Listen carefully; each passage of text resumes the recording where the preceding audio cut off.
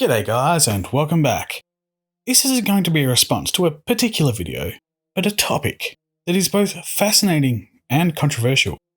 I speak of course of UFOs, aliens, and the unidentified aerial phenomenon. Enjoy!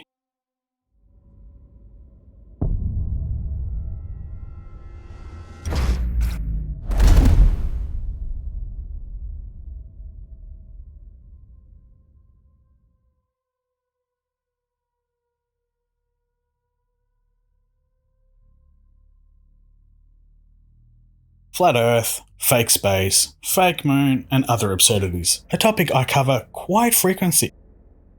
5G, vaccines, and even Corona are topics I've touched on.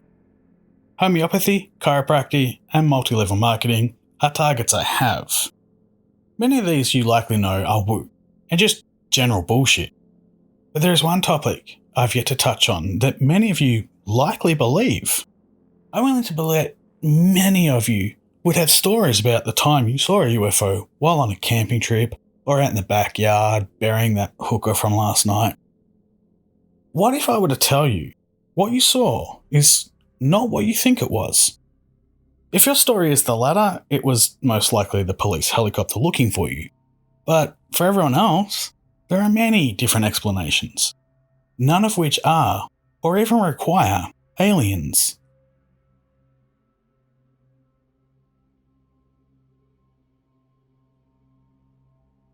On the 27th of April 2020, the United States Department of Defense released 3 Navy videos containing what are known as unidentified aerial phenomena.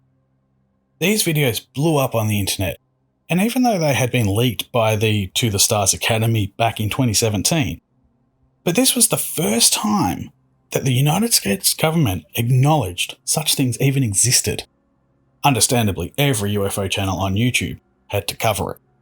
It was even covered on mainstream media outlets.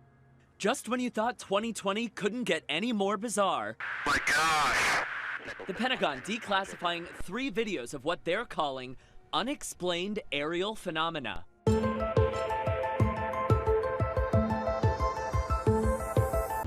U.S. Navy has finally acknowledged that videos appearing to show UFOs flying through the air are real.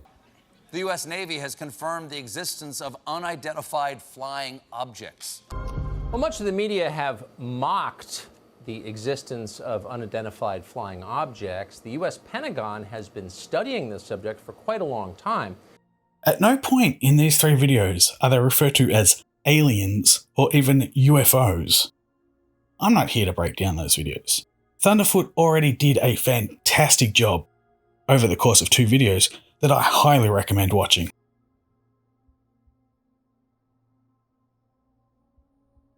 So this was everywhere. The Pentagon actually released footage of UFOs.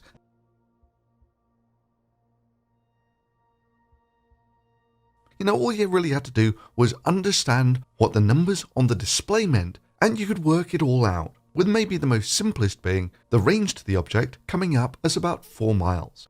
No, I am here to tell you why UFOs are more than likely not aliens at all.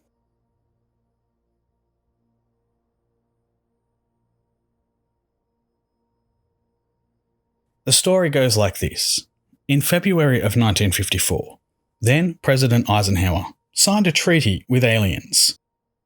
The details of this treaty are not important, but they vary from disarmament to allowing the aliens to abduct humans.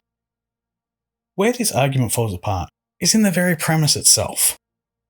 Why would a vastly technologically advanced species need a treaty? Why would they require the USA to disarm?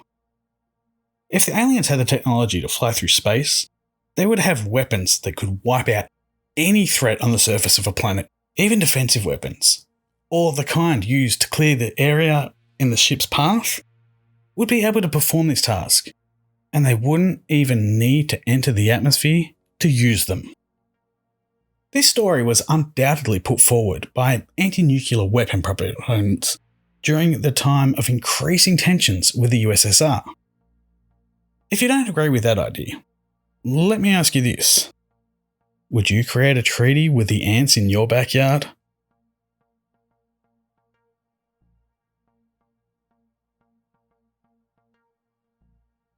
Before we can fully talk about Phil Schneider and his claims, we must first look at Paul Benowitz. Paul was one of the earliest proponents in the whole alien/government control conspiracy. Paul was the first to claim that Dulce Base was a co-op alien-human facility. Sadly, Paul was a deluded paranoid and was institutionalized in 1988. This is where Phil Schneider came into play. Schneider continued to propagate the Dulce Base conspiracy, even claiming to be part of the construction team or geological survey. This varies from source to source. Although Phil's main claim to fame, that's tricky to say, is his alleged involvement in the ultra-secret Dulce Base. He also made up stories connecting his past to suit his narrative. The perhaps worst of these claims is that his father was somehow involved in the Manhattan Project. That's the deployment and development of the atomic bomb, and the Philadelphia experiment, another conspiracy theory involving stealth tech and teleportation. It seems Phil would like to have been involved in every conspiracy following World War II, in one way or another. In 1995, Phil gave a lecture and had the following statements in relation to Dulce Base. Back in 1954, under the Eisenhower administration, the federal government decided to circumvent the Constitution of the United States and form a treaty with alien entities. It was called the 1954 Greada Treaty, which basically made the agreement that aliens involved could take a few cows and test their implanting techniques on a few human beings, but they had to give details about the people involved. This sounds very suspect to begin with. Why would aliens need the government's permission to perform these tests? Moving on. Slowly, the aliens altered the bargain until they decided they wouldn't abide by it at all. Back in 1979, this was the reality, and the firefight at Dulce occurred quite by accident. I was involved in building an addition to the deep underground military base at Dulce, which is probably the deepest base. He referred earlier on in the lecture to other bases that are connected by trains that travel at Mach 2.5. Let that one sink in. It goes down 7 levels and over 2.5 miles deep. At that particular time, we had drilled 4 distinct holes in the desert, and we were going to link them together and blow out large sections at a time. My job was to go down the holes and check the rock samples and recommend the explosive to deal with the particular rocks. As I was headed down there, we found ourselves amidst a large cavern that was full of outer space aliens, otherwise known as large greys. I shot 2 of them. At that time, there were 30 people down there. About 40 more came down after this started, and all of them got killed. How convenient. We had surprised a whole underground base of existing aliens. This part confuses me. If they were existing on the planet already, why did he refer to them as outer space aliens? Moving on. Later, we found out that they had been living on our planet for a long time, perhaps 1 million years. This could explain a lot of what is behind the theory of ancient astronauts. Don't get me started on ancient aliens, please. Anyway, I got shot in the chest with one of their weapons, which was a box on their body that blew a hole in me and gave me a nasty dose of cobalt radiation. I have had cancer because of that. Really? A box on their body? I didn't really get interested in UFO technology until I started to work at Area 51, north of Las Vegas. After about 2 years recuperating after the 1979 incident, I went back to work for Morrison and Kunderson, EG&G, and other companies. Those in the UFO circles are very familiar with these companies. At Area 51, they were testing all kinds of peculiar spacecraft. How many people here are familiar with Bob Lazar's story? He was a physicist working at Area 51, trying to decipher the propulsion factor of some of these vehicles. Bob Lazar. I'm not going to touch that one. A few questions stand out here.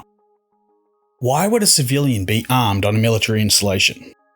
I'm not going to Bob Lazar as it's been done too many times already. But you can see how all the UFO conspiracy theorists are linked. There is a lot more to Phil's lecture, and it would take many videos to cover it. But it all ended when Phil took his own life, 7 months after this lecture. It has since been claimed that he was assassinated.